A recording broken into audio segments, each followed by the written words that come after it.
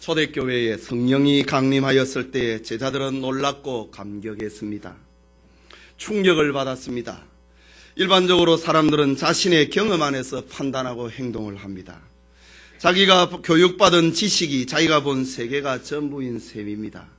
그런데 초대교회에 임한 성령의 역사는 사도들과 성도들로 하여금 자신의 생각을 뛰어넘고 자신의 경험을 뛰어넘는 신비한 경험의 세계로 저들을 인도하였습니다.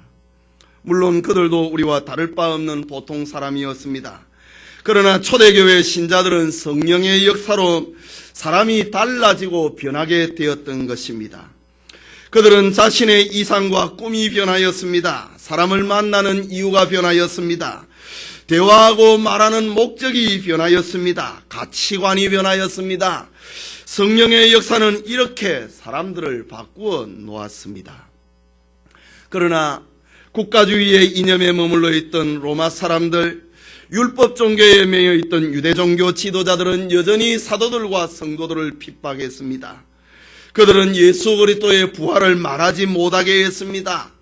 이 복음을 말하는 교회의 지도자 베드로와 요한을 감옥에 투옥시켰습니다.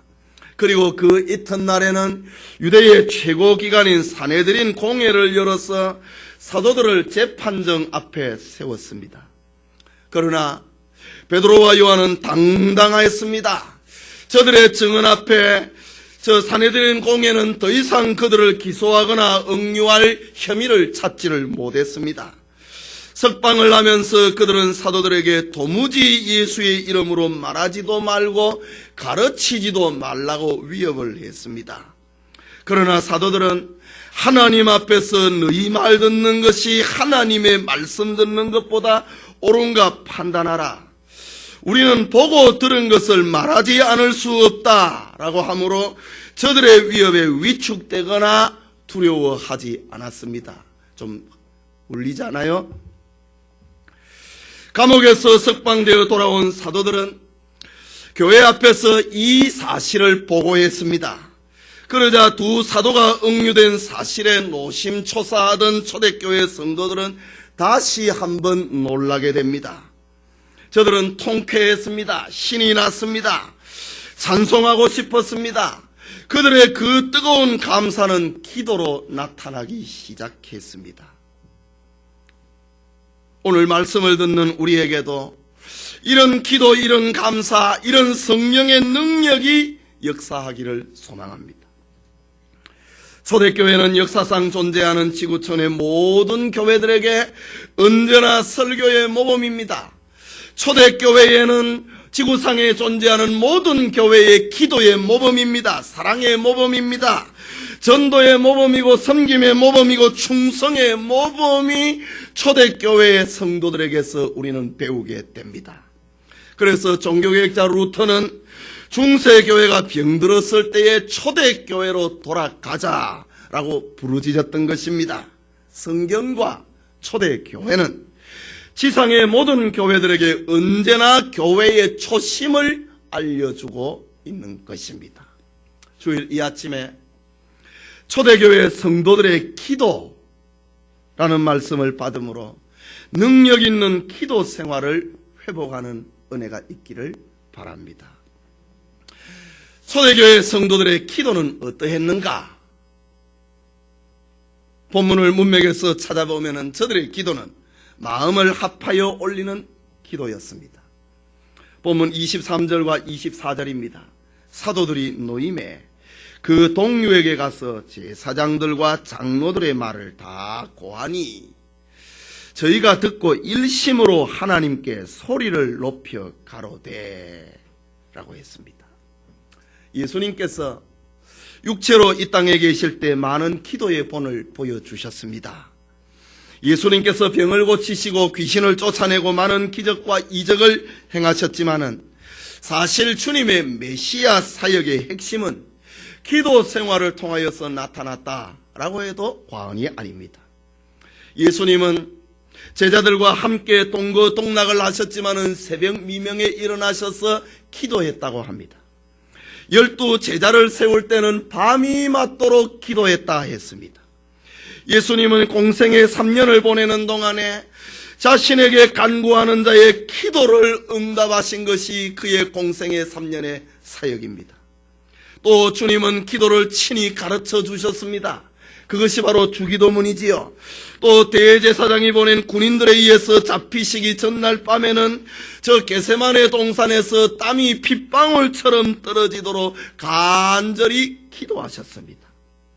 뿐만 아니라 주님은 제자들에게 기도의 필요성을, 기도의 당위성을, 기도의 능력을 가르쳐 주셨습니다. 두드리라, 그러면 너희에게 열릴 것이요. 찾으라, 그러면 찾을 것이요.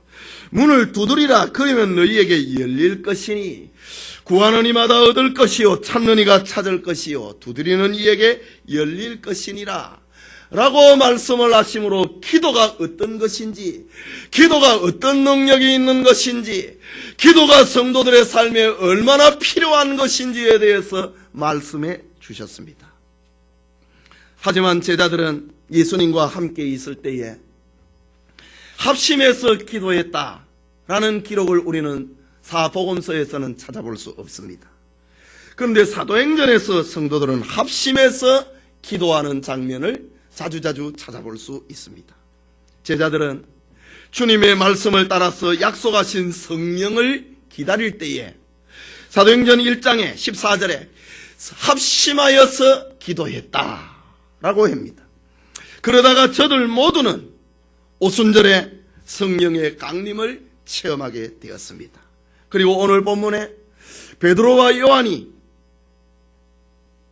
감옥에 갇혔고, 그리고 지금 베드로와 요한이 석방을 받아서 저들 앞에 나타났을 때에 그 승리의 보고를 듣고 저들은 하나님 앞에 감사의 기도를 올렸다라는 것이 오늘 본문의 중심입니다.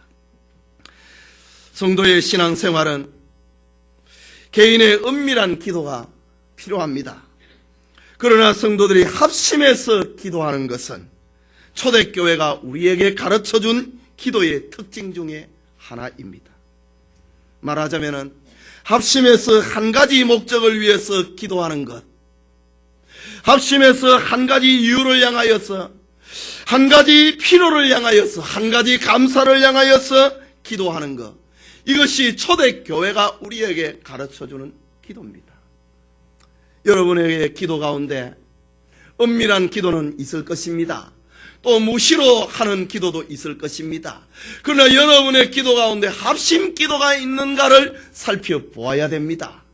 그룹이 모여서 합심하여서 기도하는 이 기도회로 나와야 되는 것입니다. 사실 합심하는 기도가 없는 교회는 교회일 수가 없습니다. 그것은 사람의 집단일 뿐입니다. 참된 교회는 성령의 역사로 말미암아 합심하여 기도하는 것입니다. 초대교회 성도는 열심으로 기도했습니다. 일심으로 기도했습니다. 합심해서 기도했습니다. 전심으로 기도했다. 이것은 다 합심 기도를 나타내는 표현입니다. 교회는 제도로 하여서 합심 기도를 그렇게 만들지는 아니했습니다. 그러나 베드로와 요한을 통해서 구원을 이루신 하나님의 역사를 들을 때에 저들은 합심해서 기도하게 되었다라는 것입니다. 우리 교회가 여러분의 기도에 합심하여서 기도하는 그런 기도 생활이 있기를 바랍니다.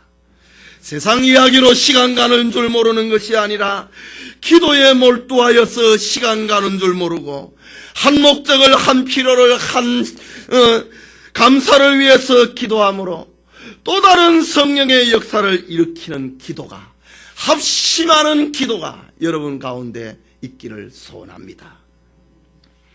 둘째로 초대교회 성도들의 기도는 소리 높여 부르짖는 기도였습니다. 24절을 다시 봅니다. 저희가 듣고 일심으로 하나님께 소리를 높여 가로되 라고 했습니다. 여러분, 소리를 높여서 기도를 해본 적 있습니까? 초대교회 성도들은 합심하여서 기도하다가 소리를 높여서 기도했다라고 합니다. 소리를 높여서 기도했다. 이 말은 머리의 기도가 아니라 가슴의 기도라고 하는 말입니다. 이성의 기도가 아니라 성령의 기도라고 하는 말입니다. 큰 소리로 기도하는 것은 아무나 하는 것이 아닙니다. 또 아무나 할 수 있는 것도 아닙니다. 여러분의 삶 속에 어떨 때 큰 소리를 지르게 되고 어떨 때에 큰 소리로 기도를 하게 됩니까? 기쁜 일이 극에 달하면은 하나님 앞에 큰 소리로 기도하고 노래하게 됩니다. 슬픔이 극에 달하면은 큰 소리를 지르게 됩니다. 인생의 벼랑길에 서면은 소리를 지를 수밖에 없습니다. 오늘 죽느냐 사느냐, 오늘 사업이 망하느냐 회생하느냐, 부도를 막느냐 막지 못하느냐, 이런 극에 달하게 되면은 사람들은 점잖게 기도할 수 없는 것입니다. 소리를 지르지 아니하면 견딜 수 없는 것입니다. 오늘 초대교회 성도들은 소리를 높여서 기도했다라고 합니다. 이유가 무엇입니까? 하나님께서 두 사도들을 구원하신 일이 너무나 감격스러웠기 때문에, 너무나 기뻤기 때문에, 너무 감사했기 때문에, 감옥에 갇히면 죽는 줄 알았는데 다시 살아나왔기 때문에, 저들은 예수님을 십자가에 못 박아 죽인 장본인들입니다.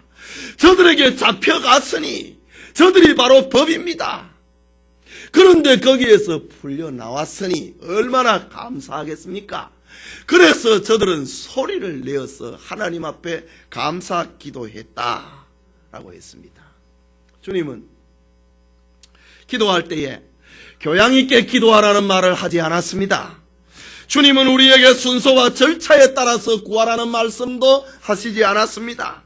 주님은 우리에게 배운 지식의 분량에 따라서, 체험한 경험의 무게에 따라서 구하라는 말씀도 하지 않았습니다. 기도는 간절한 마음의 고백이기 때문에 그런 절차, 그런 교양, 그거 안 지켜도 된다고 하는 말입니다. 기도는 간청입니다. 만약에 체면과 교양을 우선을 한다면 그는 아마 급하지 않은 사람일 것입니다. 그는 간절하지 않은 사람일 것입니다. 여러분, 정말 우리의 삶 속에 급하다, 간절하다, 여기에 무슨 체면이 있습니까? 교양이 어디에 필요합니까? 거기에 무슨 질서가 필요합니까? 간절하면은 그것이 필요 없는 것입니다. 예수님께서 공생애를 보내실 때에 저 이방인의 땅 두로와 시돈 지방을 다니실 때가 있었습니다. 그런데 가나안의 한 이방 여자가 자신의 딸이 병들어 죽게 되었는데 주님에게 찾아와서 구했습니다. 그러나 아무런 반응이 없자 그 여인은 소리를 질렀다라고 했습니다. 여인의 몸입니다. 살려달라고 했습니다. 나를 불쌍히 여겨달라고 했습니다. 내 딸을 살려달라고 했습니다. 여기에 무슨 교양과 체면이 여기에 보탤 필요가 있다는 말입니까? 하지만 주님은 자녀의 떡을 취하여 개들에게 던짐이 마땅치 않다고 했습니다. 그러자 여자가 말을 합니다. 여자가 가로되 주여 올소이다마는 개들도 제 주인의 상에서 떨어지는 부스러기를 먹나이다 라고 말을 합니다. 그러자 예수님께서 대답하십니다. 여자야, 내 믿음이 크도다. 내 소원대로 되리라 하시니 그 시로부터 그의 딸이 나으니라 라고 했습니다.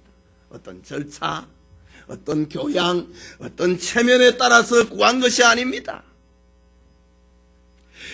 개들도 자녀의 상에서 떨어지는 부스러기를 먹습니다. 이 체면이 없다 이거지요. 딸이 죽게 되었는데 그 딸을 살리기 위해서는 엄마는 체면도 교양도 다 던져버렸습니다. 이것을 보고 주님께서는 네 믿음이 크다, 네 딸이 나았다, 네 소원대로 되리라 라고 말씀하셨습니다. 성도님, 기도는 바로 이런 것입니다. 기도는 교양보다 앞서는 것입니다. 체면보다 우선하는 것입니다. 절차보다 그 어떤 것보다도 앞서는 것이 기도입니다. 본문의 초대교회 성도들은 두 사도의 석방 소식 앞에서 소리를 내어서 기도를 했다. 여러 다양한 성도들이 모여 있습니다. 다양한 신분, 다양한 지식을 가지고 있는 사람들이 모여 있습니다. 그러나 기도하는 일 앞에 저들은 소리를 내어서 기도했다라고 합니다. 여러분의 기도에 체면보다 간절함이 앞서기를 바랍니다. 교양보다 예절함이 우선하기를 바랍니다. 절차보다는 애착의 부르짖음이 여러분의 기도에 앞서기를 바랍니다. 소리를 내어서 기도해 본 적이 없는 이가 있습니까? 하나님의 말씀으로 돌아오십시오. 소리 내어서 기도를 해보십시오. 하나님이 들으실 것입니다. 여러분의 기도에 체면을 던져보십시오. 교양을, 질서를, 절차를 던져버리고 하나님 앞에 간절하게 기도해 보십시오. 그러면 하나님이 들으실 것입니다. 네 믿음이 크다고 말할 것입니다. 너 왜 절차를, 순서를 어겼느냐고 말하는 분이 아닙니다. 초대교회 성도들의 기도는 하나님의 능력을 고백하는 기도였습니다. 24절 마지막입니다. 대주제여 천지와 바다와 그 가운데 만유를 지으신 이시요. 기도를 들으시는 하나님을 이렇게 표현합니다. 여기 대주제, 이 말은 통치하시는 주님, 살아 역사하셔서 우주의 주권자가 되시는 주님이라는 말입니다. 이 말은 우리에게 중요한 진리를 알려주고 있습니다. 그것은 하나님만이 우리의 기도를 들으시는 분이라는 말입니다. 우리 기도에 결코 이방 종교나 무신론 사상이 자리할 수 없다고 하는 말입니다. 우리 기도를 들으시는 분은 천지와 바다와 그 가운데 만유를 지으신 분이라고 합니다. 우리 기도를 들으시는 분은 우연적인 발생이 아니고 진화론적인 산물이 아니고 뭔지 잘 모르겠다라는 불가지론의 존재가 아니라는 말입니다. 천지와 바다와 그 가운데 만물을 지으신 분, 그분이 바로 우리의 기도를 들으시는 분입니다. 그 능력의 주님께 믿음으로 구하는 것이 기도라고 하는 것입니다. 지금 초대교회 성도들 앞에서는 나면서부터 안전병이 된 자가 고침을 받아서 사도들의 앞에 있습니다. 핍박자 사내들인 공예는 사도들을 석방할 수밖에 없었습니다. 이때에 하나님을 향한 성도들의 찬양은 지금까지 경험을 하였던 하나님과 전혀 다른 하나님의 모습처럼 보였습니다. 저들이 지금까지 체험했던 하나님은 예수님께서 십자가에 못 박히실 때에 침묵하셨던 하나님이었습니다. 태양이 빛을 잇길까지 침묵하시는 하나님이었습니다. 그러나 자신들의 눈앞에 나타난 그 하나님은 이제는 달랐습니다. 저들은 사도들을 죽음으로 위협을 하고 예수님을 죽이기로 결의를 하였던 사내들인 공예를 주눅들게 만들어버렸던 그 하나님의 능력을 보았습니다. 조금 전까지만 해도, 얼마 전까지만 해도 침묵하시는 하나님이었는데 이제는 저들의 기도를 들으시는 하나님이었습니다. 사도들이 베드로와 요한이 감옥에 갇혔을 때에 성도들은 밤이 맞도록 기도를 했습니다. 그리고 날이 밝았습니다. 날이 밝았는데 요한과 베드로가 자신들의 눈앞에 나타나니까 하나님은 침묵하는 하나님이 아니시구나, 그것을 깨닫게 된 겁니다. 그리고 그 하나님이 지금 자신들과 함께하고 계심을 믿었습니다. 그렇기 때문에 저들은 그 하나님의 능력을 고백을 하는 감사의 기도를 하고 있다라는 것입니다. 여러분은 하나님을 어떤 하나님으로 생각하고 있습니까? 지식의 하나님입니까? 아니면 여러분의 생각 속에 들어가 계시는 개념의 하나님입니까? 하나님은 살아 역사하시는 하나님입니다. 우리의 삶 속에 구체적으로 행동하시는 하나님입니다. 사도행전에만 갇혀 계시는 하나님이 아닙니다. 박물관 속에 먼지나는 곳에 갇혀 계시는 하나님이 아닙니다. 하나님은 살아서 지금도 역사하시는 하나님이십니다. 기도를 통하여서 이 하나님을 체험하시기 바랍니다. 초대교회 성도들은 자신의 삶 속에 깊숙하게 관계를 하시는 그 하나님 앞에 고백을 하고 있습니다. 여러분의 기도에 이런 체험이 있기 바랍니다. 여러분의 기도에 이론과 지식이 자리 잡는 것이 아니고 여러분의 기도에 하나님의 능력이 자리 잡는 체험적인 그런 기도 생활이 있기를 바랍니다. 우리가 예수님을 믿는다, 이건 교양 생활이 아닙니다. 하나님의 능력을 체험을 하는 것입니다.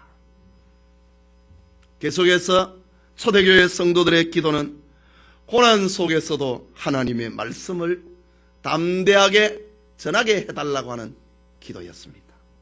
본문 29절의 말씀인데 우리 같이 읽겠습니다. 주여, 이제도 저희의 위협함을 하감하옵시고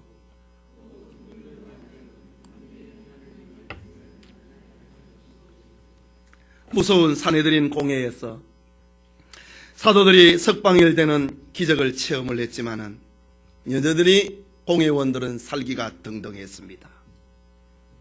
수 틀리면 가두어 놓습니다. 걸리면은 죽일 계획을 하고 있었습니다. 그리스도를 십자가에 못 박았던 악한 영이 헤롯과 빌라도를 통하여서 여전히 권력자로 존재하고 있습니다. 그래서 29절에 주여, 이제도 저희의 위협함을 하감하옵시고 라고 하는 겁니다. 사도들은 저들의 위협 앞에 놓여 있습니다. 사도들을 위협하고 구금하였던 종교 권력자인 바리새인들과 서기관들, 제사장들은 지금도 자신들을 위협을 하고 주시를 하고 있습니다. 그러나 초대교회 성도들은 그 고난을 피하게 해달라고 구하는 것이 아니었습니다. 저들은 예수님을 믿으면 핍박을 받고 방해를 받는 것을 당연하게 여겼던 것입니다. 그래서 저들의 기도는 단순했습니다. 살려달라고 하는 그런 게 아니고 담대하게 저들의 위협 앞에서도, 죽인다고 하는 위협 앞에서도 내 입을 다물지 말고 담대하게 복음을 전할 수 있게 해달라는 기도였습니다.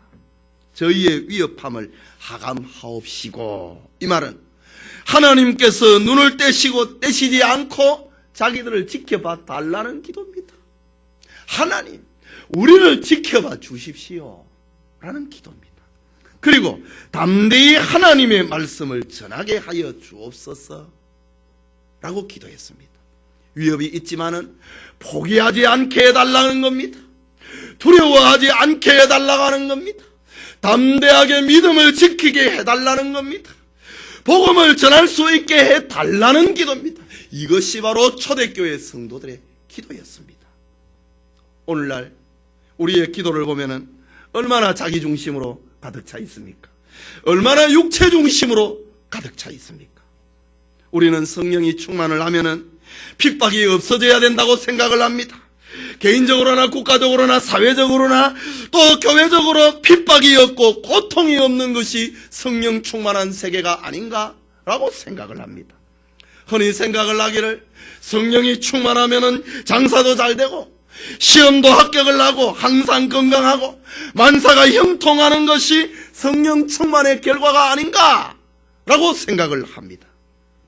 그래서 성령이 충만한데 어떻게 고난을 당하고, 성령이 충만한데 어떻게 죽고 쫓겨나고, 성령이 충만한데 어떻게 비난을 당하고 핍박을 당하는 수 있느냐, 이것은 말도 안 된다. 이것이 바로 기복주의의 사상 아닙니까? 그러나 오늘 보면은 초대교회 성도들의 삶의 원리를, 그리스도인의 삶이 어떻다고 하는 것, 기도의 방향이, 기도의 목적이 어떻다고 하는 것을 우리에게 보여주고 있습니다. 저들은 눈앞에 있는 환경을 거부하지 아니했습니다. 그리스도인의 본질을 추구하는 것이 저들의 간절한 기도였고, 저들이 하나님으로부터 응답을 받아야 되는 이유였고, 저들이 성령이 충만함을 입어야 되는 이유였던 것입니다. 그리스도인 된 본질을 추구하기 위해서 하나님이 우리를 지켜봐 주십시오. 하나님이 우리의 기도를 들어주십시오. 하나님이 우리에게 담대하게 복음을 전할 수 있게 해 주십시오. 이것이 초대교회 성도들의 기도였다. 더 잘 살기 위해서, 더 많이 가지기 위해서, 더 건강하기 위해서, 이거는 형이 하학적인 것입니다. 초대교회 성도들 고상한 윤리, 주님의 영광을 위하여서, 복음 전파를 위하여서 저들은 하나님의 은혜를 받아야 될 이유, 저들이 축복을 받아야 될 이유, 하나님께서 저들의 기도를 들어주셔야 될 이유를 그렇게 밝히고 있습니다. 자신들이 구속의 현장인 세상에서 그리스도인으로 살게 해달라는 기도였습니다. 저들은 담대하게 보고 들은 복음을 전하게 해달라고 하는 목적의식에서, 사명의식에서 하나님이 우리의 기도를 들어주십시오, 우리의 사명을 감당할 수 있도록 성령에 충만하게 해 주십시오, 이것이 우리에게 가르치고 교훈하고 있는 기도입니다. 우리도 초대교회 성도들처럼 그리스도인 된 본질에 충실해야 됩니다. 이 목적을 위하여서 믿음을 지키고, 이 목적을 위하여서 담대하게 해달라고 기도해야 됩니다. 여러분이 이것이 바로 성령의 충만입니다. 이것이 바로 신앙의 세계입니다. 이런 축복이 여러분과 함께하기를 소원합니다. 계속해서 저들의 기도는 하나님의 능력과 기적이 일어나게 해달라는 기도였습니다. 30절 말씀을 봅시다. 같이 읽읍시다. 손을 내밀어 병을 낫게 하옵시고 기사가 거룩한 종 예수의 이름으로 이루어지게 하옵소서 하더라. 저들이 손을 내밀 때에 병이 낫게 해달라고 기도했습니다. 자신들이 손을 내밀 때에 표적과 기사가 거룩한 종 예수의 이름으로 이루어지게 해달라는 기도였습니다. 이게 책장 속에 들어가 있는 것이 아닙니다. 오늘 우리를 향한 메시지입니다. 우리의 기도의 본입니다. 기도의 능력은 이런 것이라고 하는 것을 우리에게 보여주고 있습니다. 일찍이 예수님께서 12제자를 선택하셔서 둘씩 짝을 지어서 전도 현장으로 보내셨습니다. 마태복음 10장 1절에 보면은 더러운 귀신을 쫓아내며 모든 병과 모든 악한 것을 고치는 권능을 주셨다라고 했습니다. 예수님은 제자들을 보낼 때에 지식보다는 하나님의 능력을 의지하게 하셨습니다. 주님의 방법과 주님의 능력에 따라서 그 권능을 행사하도록 하셨습니다. 주님은 결코 제도 속에, 프로그램 속에 제자들을 메어놓는 것이 아니고 저들로 하여금 능력의 삶, 능력의 현장으로 저들을 보내셨던 겁니다. 마가복음 16장 17절에 믿는 자들에게는 이런 표적이 따르리니 저희가 내 이름으로 귀신을 쫓아내며 새 방언을 말하며 뱀을 집으며 무슨 독을 마실지라도 해를 받지 아니하며 병든 자에게 손을 얹은 즉 나음을 얻으리라 라고 했습니다. 이거 제자들에게만 국한되는 거 아닙니다. 오늘 우리에게도 그리스도인의 능력 있는 삶이 어떤 것인가를 우리에게 보여주고 있습니다. 사실상 기독교는 표적과 기적의 종교입니다. 기독교는 온통 기적으로 뭉쳐져 있습니다. 천지 창조가 그렇습니다. 노아의 홍수가 그렇습니다. 아브라함의 이삭 출생이 그렇습니다. 다윗의 왕됨이 기적의 역사입니다. 예수님이 육체를 입고 이 세상에 태어나심이 기적입니다. 표적 중에 표적, 권능 중에 권능, 기적 중에 기적은 바로 예수 그리스도가 이 땅에 오신 것입니다. 예수님의 죽으심과 부활이 기적입니다. 예수님이 40일 만에 승천하셨다. 이게 기적이 아니고 자연현상입니까? 과학입니까? 오순절에 성령이 강림하셨다. 이건 기적입니다. 성령으로 말미암아 우리가 회개를 한다. 예수님을 믿게 된다. 그리고 우리가 구원을 받는다. 이건 기적입니다. 핍박과 죽음을 두려워하지 아니하는 성도들의 삶, 이거 기적입니다. 십자가의 길을 따르는 자에게 주님이 함께 하시는 임마누엘의 은총, 이것이 어떻게 자연현상입니까? 하나님의 능력이요, 기적입니다. 세상의 방법, 세상의 재주, 세상의 것으로는 그리스도인으로 승리하는 삶을 살 수 없습니다.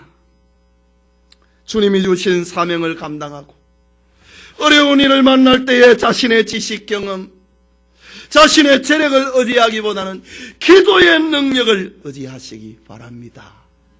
예수님께서 3년 동안 제자들을 가르치심도 바로 기도의 능력을 얻게 하기 위함입니다.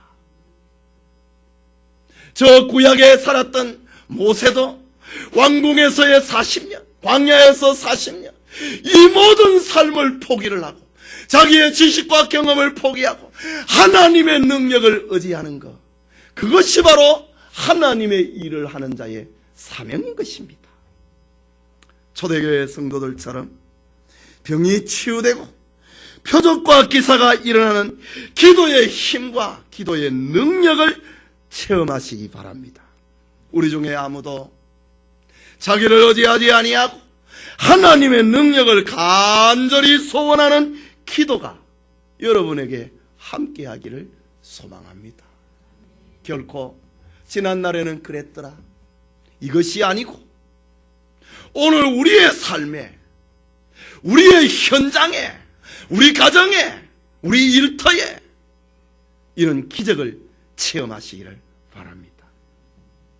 마지막으로 이런 기도의 응답이 찾아왔습니다. 31절 말씀입니다.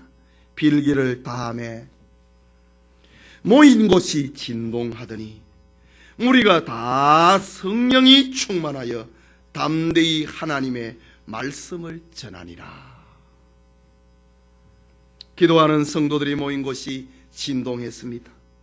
이 말은 사도행전 16장의 바울과 실라가 빌립보 감옥에서 밤에 찬송하고 기도할 때에 옥토가 흔들리는 것과 비슷한 현상입니다. 이것은 하나님이 기도하는 성도들과 함께하는 임재의 현장임을 알려주고 있습니다. 오늘 본문을 다시 보면은 땅이 진동했다고 했습니다. 기도하는 터가 흔들렸다는 말입니다. 기도하는 성도들의 마음이 성령으로 충만해졌습니다. 저들의 마음에 성령의 황홀경이 임하게 되었습니다. 저들의 마음이 담대해졌습니다. 그리고 무서워하지 아니하고 하나님의 말씀을 담대하게 거리에 나가서 전하게 되었다라고 합니다. 저들은 고난 속에서도 복음의 증인이 되었습니다. 이것이 바로 그리스도인의 성령 충만한 삶입니다. 하나님이 건강을 주셨는데 그 건강을 가지고 쾌락을 추구한다? 그 하나님의 축복 아닙니다. 그 성령 충만한 거 아닙니다. 하나님이 물질을 주셨는데 주객으로 더불어 먹고 마신다? 그 성령 충만한 삶 아닙니다. 오늘 사도들의 그리고 초대교회 성도들의 기도를 보십시오. 하나님의 영이 충만하니까 죽음을 불사하고 거리에 나가서 전도를 했다. 사명에 충실했다. 목적이 분명했다. 이것을 보여주고 있습니다. 이것이 성령 충만한 삶입니다. 기도하면은 예수 그리스도의 이름으로 병 고침의 능력이 임한다는 말입니다. 주의 영광을 위하여서, 주님의 복음 전도와 확장을 위하여서 이 일이 나타난다는 말입니다. 악한 귀신이 물러납니다. 사탄 마귀가 결박을 당합니다. 이유는 예수의 이름에 능력이 있기 때문입니다. 그 이름에 권세가 있기 때문입니다. 이런 기도 응답의 역사가 여러분에게 함께 하시길 바랍니다. 우리 교회 가운데도 함께 하시기를 바랍니다. 우리는 오늘 본문의 말씀을 읽으면서 오늘의 교회가 무엇을 해야 되는지를 깨달아야 됩니다. 교회의 초심으로 돌아가야 됩니다. 기도가 무엇인지 기도의 자리로 돌아와야 됩니다. 문제를 가지고 함께 모여 기도하는 일에 열심을 나타내지 못했다면 분발해서 기도해야 됩니다. 열심히 기도해야 됩니다. 합심해서 기도해야 됩니다. 여러분 가운데 합심해서 기도해 본 경험이 없다, 그런 체험을 해보시기 바랍니다. 환자를 위해서 기도하고, 사업장을 위해서 합심해서 기도하고, 전도를 위하여서 합심해서 기도하고, 자녀를 위해서 기도하고, 교회를 위하여서 부르짖어 기도해야 됩니다. 여기에 성령의 역사가 나타난다라는 말입니다. 뿐만 아니라 성도를 돌아보고 하나님의 말씀을 준비하는 교회의 목사를 위해서도 기도해야 됩니다. 19세기 영국의 설교의 황태자라 불리는 스펄전은 목사의 능력과 힘은 그 교회 성도들의 기도와 비례한다라고 했습니다. 그래서 스펄전 목사님과 그 사역을 위해서, 설교를 위해서 기도하는 사람들이 그 교회의 기도실에는 언제나 상주하고 있었습니다. 목사님의 설교가 은혜가 안 되느니, 목사님의 설교가 왜 그러니, 그래 하는 것은 여러분의 신앙 상태와 비례를 하고 있다라는 말입니다. 목사의 능력, 목사의 힘은 여러분의 기도하고 비례를 하는 것입니다. 목사의 사역에 성도의 기도가 얼마나 중요한 것인가 하는 것입니다. 오늘 성경을 보십시오. 베드로와 요한이 감옥에 갇혔습니다. 그리고 석방될 줄도 모르는데 석방을 받아갖고 제자들이 있는 곳으로, 성도들이 있는 곳에 갔습니다. 그 자리에 베드로가 석방이 됐으니까 빨리 모여라 해서 모인 거 아닙니다. 저들은 이미 밤이 맞도록 기도를 했습니다. 합심해서 기도했습니다. 그 기도의 능력에 따라서 이른 아침에 사내들인 공회 앞에서 바울은, 참저 베드로와 요한은 담대하게 말할 수 있었습니다. 우리가 하나님 앞에서 당신 말 듣는 것이 옳은가, 하나님 말 듣는 것이 옳은가 판단해 보시오. 이런 담대함은 초대교회 성도들의 밤이 맞도록 하는 기도가 있었기 때문입니다. 우리는 보고 들은 것을 말하지 않을 수 없다 라고 담대하게 말할 수 있었던 것은 그 자리에, 그 시간에 성도들이 기도를 하고 있었기 때문입니다. 초대교회 성도들에게 바로 이런 기도의 능력이 있었다. 또 사도행전 12장에 가면은 바울이 감옥에 갇힙니다. 그때의 성도들은 밤이 맞도록 저들이 전혀 기도에 힘썼더라 라고 합니다. 그 밤에 하나님이 천사를 동원을 해서 바울을 석방을 시켜버렸던 것입니다. 이것이 바로 기도의 힘입니다. 기도의 능력인 것입니다. 성도 여러분, 성령께서 여러 모양의 사람들을 통하여서 역사하십니다. 그 가운데는 유식한 사람도 있고 무식한 사람도 있습니다. 사회적인 지위가 높은 사람도 있고 형편없는 사람도 있습니다. 그러나 상관없습니다.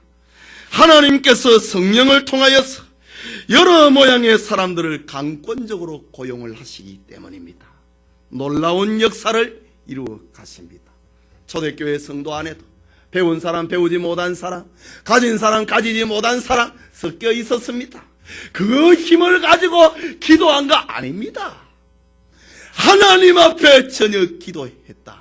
자기의 지식 경험 다 내려놓고 하나님의 도우심을 구했다 라고 하는 겁니다. 거기에 하나님이 응답하셨습니다. 저들의 기도하는 그 자리가 흔들렸다고 했습니다. 성령이 충만하였다고 했습니다. 그리고 그 능력을 힘입어서 저들은 담대하게 복음을 전했다. 저들의 말 앞에 다 굴복하고 말았다라는 말입니다. 성령의 역사 그 자체가 사도행전의 핵심입니다. 이것을 가리켜서 사도행전이라고 합니다. 사도행전은 1세기에 끝난 것이 아닙니다. 지금은 우리가 살고 있는 시대는 성령이 역사하는 시대입니다. 오순절에 강림하신 성령이 우리 가운데 역사하는 시대를 살고 있습니다. 그러니 우리가 신앙생활을 하며 기도 생활을 하면서 그때 한 시절에 그런 일이 있었다, 그거 아니라는 말입니다. 우리도 기도하면, 우리도 합심해서 기도하면, 간절히 하나님을 의지하고 기도하면 이런 역사가 일어난다라는 것을 알려주고 있습니다. 사도행전은 성령 충만의 역사가 무엇인지를, 성령의 충만한 결과가 어떠한 것인지를 우리에게 알려주고 있습니다. 초대교회 성도들은 이 성령의 역사를 소망했습니다. 기도했습니다. 합심했습니다. 소리를 높여 기도했습니다. 간절한 마음으로 기도했습니다. 하나님의 영광을 찬미하는 기도를 했습니다. 고난 속에서도 담대하게 복음을 전할 능력을 달라고 기도했습니다. 저들을 통하여서 기적이 나타나기를 위해서 기도했습니다. 그러자 하나님께서는 저들의 기도를 들으셨다. 기도하던 터가 흔들렸다. 성령이 저들 가운데 임하였고 담대하게 하나님의 말씀을 전하게 되었다라고 합니다. 저들의 기도는 마치 타오르는 장작불과 같았습니다. 장작은 아무리 좋아도 혼자 있으면 꺼져버리고 혼자 있으면 연기만 나고 맙니다. 그러나 함께 모이면 큰 불을 일으키게 됩니다. 이것이 초대교회 성도들이 우리에게 보여주고 있는 능력 있는 기도, 응답이 있는 기도, 그것을 우리에게 보여주고 있습니다. 성도님, 이 사건은 초대교회 사도행전의 사건으로 끝나는 것이 아닙니다. 기독교 2000년 역사가 진행이 되어 오는 동안에 성령에 충만하고 성령의 이끌림을 받은 사람들에 의해서 오늘의 교회가 세워지게 된 것입니다. 기독교 2000년 역사 동안에 굽이 위기의 때마다, 절망의 때마다, 낙심의 때마다 성령이 역사하였기 때문에 오늘의 교회를 이루게 된 것입니다. 우리 교회가 이런 초대교회의 신앙을 회복을 하여서 합심하며 기도하는 교회가 되기를 소원합니다. 세상을 두려워하지 않는 그리스도인이 되기를 바랍니다. 변화된 삶을 통하여서 세상의 소금이 되고 빛이 되기를 소원합니다. 세상에서 하나님의 영광과 하나님의 복음 증거를 위하여서 기적을 일으키는 교회, 기적을 일으키는 여러분이 되기를 축원합니다.